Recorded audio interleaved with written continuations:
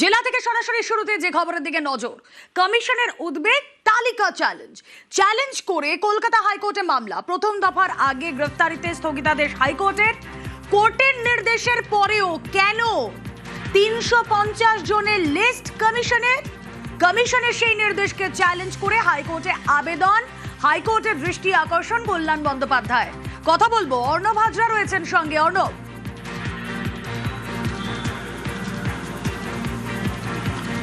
দেখো, মামলা শুনানি শেষ হয়েছে। যে কোনো সময় রাতের মধ্যেই হয়তো এই মামলার কলকাতা হাইকোর্টের ডিভিশন বেঞ্চে নির্দেশে চলে আসবে। এবং এক্ষেত্রে দুটো যে পৃথক তালিকা গতকালই বিজ্ঞপ্তি আকারে জারি করেছে কমিশন, এবং এক্ষেত্রে 142 বিধানসভার দ্বিতীয় ফেজের যে ভোট, সেই ভোট যাতে সুষ্ঠু শান্তিপূর্ণ হয়, কমিশনের যে উদ্যোগ নিয়েছিল সেই উদ্যোগ আদৌ আইনসঙ্গত কিনা তার একটা প্রাথমিক প্রাইমাফেসি একটা ভিউ অবশ্যই কলকাতা হাইকোর্ট এই নির্দেশনামায় দেবে, এমনটা আশা করা হচ্ছে। তবে এই মামলার শুনানিতে সিনিয়র অ্যাডভোকেট কল্যাণ বন্দ্যোপাধ্যায় তিনি সরাসরি একটা গণতান্ত্রিক দেশে একটা নির্দিষ্ট রাজনৈতিক দলকে যেভাবে কোণঠাসা করার জন্য কমিশন পদক্ষেপ করেছে সেই পদক্ষেপ নিয়ে বারবার সরব হয়েছেন। এবং এক্ষেত্রে 22শে এপ্রিল প্রথম ফেজের ভোটের আগের দিন কলকাতা হাইকোর্টের প্রধান বিচারপতি ডিভিশন বেঞ্চ জনস্বার্থ মামলায় যে 800 জনের তালিকা ছিল সেই তালিকা স্থগিতাদেশ দিয়ে কি পর্যবেক্ষণ রেখেছিল, এবং কার্যত সেই নির্দেশ থাকার পরও যেভাবে প্রিভেন্টিভ অ্যারেস্ট এবং ওরি লিস্ট অর্থাৎ উদ্বেগজনক ব্যক্তি যারা গোলমাল পাকাতে পারে তাদের তালিকা প্রকাশ করা এবং অপরাধ সংগঠিত হলে তাদের গ্রেপ্তারের সবুজ সংকেত দেওয়া, এই তালিকা যে নতুন করে প্রকাশ করেছে সেটা কার্যত কলকাতা হাইকোর্টের 22শে এপ্রিলে যে নির্দেশ সেই নির্দেশকেই কার্যত অবমাননা করা, এমনটা অভিযোগ করা হয়েছে। এবং শুধু তাই নয়, কল্যাণ বন্দ্যোপাধ্যায় বিস্ফোরক এই অভিযোগও করেছেন যে গতকাল খোদ কলকাতার স্থানীয় থানা তিনি থাকেন, আমরা জানি মমতা বন্দ্যোপাধ্যায়ের বাড়ির গলিতেই তিনি থাকেন, ও সেই রাস্তাতেই তার বাড়ি, তাকে পর্যন্ত থ্রেট করা হয়েছে। এবং যেভাবে কেন্দ্রীয় আধাসামরিক বাহিনী এবং পুলিশ যেভাবে তৃণমূল কর্মী নেতা বিধায়ক প্রার্থী তাদের বেছে বেছে আক্রমণ করছে, তাদের টার্গেট বানাচ্ছে, কার্যত এটা কোনো গণতান্ত্রিক দেশের একটা পরিস্থিতি হতে পারে না। শোনা যাক একটু সিইওর বক্তব্য। না, এটা ভুল আছে কি আমরা কোনো লিস্ট দিচ্ছি। অনেক লোক যেটা আছে গ্রামে থেকে সব জায়গা থেকে আমাদের কাছে শিকায়ত করে কি এই গন্ডগোল করছে ও গন্ডগোল করছে।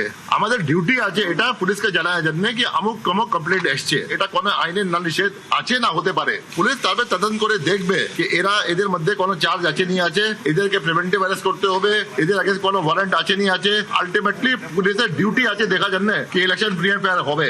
অনেকগুলো মোটিভেটেড থাকতে পারে কিন্তু অনেকগুলো সত্যিও থাকতে পারে। আমরা কোনোদিন বলি না আপনি একে অ্যারেস্ট করুন ওকে অ্যারেস্ট করুন, এটা আমরা জানি কি আইন কি আছে নিয়ে আছে, ল কি আছে নিয়ে আছে। কমিশনের মানসিকতা নিয়ে প্রশ্ন তুলে দিয়েছেন কল্যাণ বন্দ্যোপাধ্যায়। যে নোটিফিকেশনটাকে আমরা চ্যালেঞ্জ করেছিলাম, আগের একটা নোটিফিকেশন হাইকোর্ট স্টে করে দিয়েছিল, 800 লোকের নাম দিয়েছিল যে এদেরকে তুমি করতে পারবে না, টাচ করতে পারবে না যদি না কোনো ক্রিমিনাল কেস থাকে। এরপরও 27শে এপ্রিল একটা নোটিফিকেশন বার, তাতে সেই লোকগুলোর নাম রইল, প্লাস হচ্ছে 3500 আরও লোকের নাম রইল, প্রায় 4000 4500 লোকের নাম দিয়ে বিভিন্ন কেন্দ্র ধরে ধরে, স্পেশালি ভবানীপুর কেন্দ্রে, সেই কেন্দ্রে ধরে ধরে এদেরকে অ্যারেস্ট করার জন্য বললো, প্রিভেন্টিভ ডিটেনশনের কথা বললো। আমরা যখন কোর্টে মামলা করছি তখন ইলেকশন কমিশন একটা অর্ডার দিল কোর্টকে, যেই ফাইল করলাম সঙ্গে সঙ্গে ব্যাকডেটে ক্যান্সেল করে দিল। ইলেকশন কমিশন বুঝে গেল কিন্তু অর্ডার ক্যান্সেল হতে পারে, মাইন্ডসেট তো ক্যান্সেল হতে পারে না। আর ইতিমধ্যে কমিশনের এই তালিকায় তুঙ্গে তরজা। প্রথম কথা, সংবিধানে ট্রাবল মেকার বলে কোনো শব্দ নেই। আগের দিন হাইকোর্ট পরিষ্কারভাবে বলে দিয়েছে এই ধরনের ট্রাবল মেকার শব্দবন্ধ ব্যবহার করা যায় না, এইভাবে প্রিভেন্টিভ অ্যারেস্ট করা যায় না। তারপরও এরা এতটা নগ্ন হয়ে গিয়েছে, এদের চেহারাটা বিজেপির কৃতদাসত্ব করতে করতে এরা আবার সেকেন্ড ফেজে সেই কাজ করতে চলেছে। ট্রাবল মেকার কোথায় যায়? জাহাঙ্গীর খানের বাড়িতে যাচ্ছে, জাহাঙ্গীর খান ট্রাবল মেকার। জাহাঙ্গীর খানের বিরুদ্ধে এমন কোনো কেস নেই যেটা জাহাঙ্গীর খান অভিযুক্ত রয়েছে বা বেল নেননি, এরকম কোনো পেন্ডিং কেস এখনো নেই। আমরা যারা প্যাশন থেকে রাজনীতি করি আমরা গুন্ডা, ইলেকশন কমিশন কি প্রমাণ করতে চায়? ঘুরপথে সবাইকে গুন্ডা বানাতে চাইছে। দুষ্কৃতি মানেই পশ্চিমবঙ্গে কোনো না কোনোভাবে তৃণমূলের সঙ্গে যুক্ত। যে কোনো দুষ্কর্ম, সে মহিলাদের ওপরে হোক, সে ব্যাংক ডাকাতি হোক, চাকরি চুরি হোক, কয়লা চুরি হোক, চাল চুরি হোক, যে কোনো ধরনের দুষ্কর্ম সব দরজা গিয়ে তৃণমূলের দরজায় গিয়ে ঠেকেছে এবং সমস্ত সুতো তৃণমূলের হাতে রয়েছে। দুষ্কৃতিকারীরা তৃণমূলী হলে কি দুষ্কৃতিকারীদের ছাড় দেওয়া যাবে না? যে যেখানে আছেন তার বিরুদ্ধে যদি এরকম কোনো ইতিহাস থাকে তাহলে সেইখানে ঐতিহাসিক নজিরবিহীন ব্যবস্থা নেওয়া উচিত, যাতে কিনা ইতিহাসের কোনো রকম পুনরাবৃত্তি না ঘটে।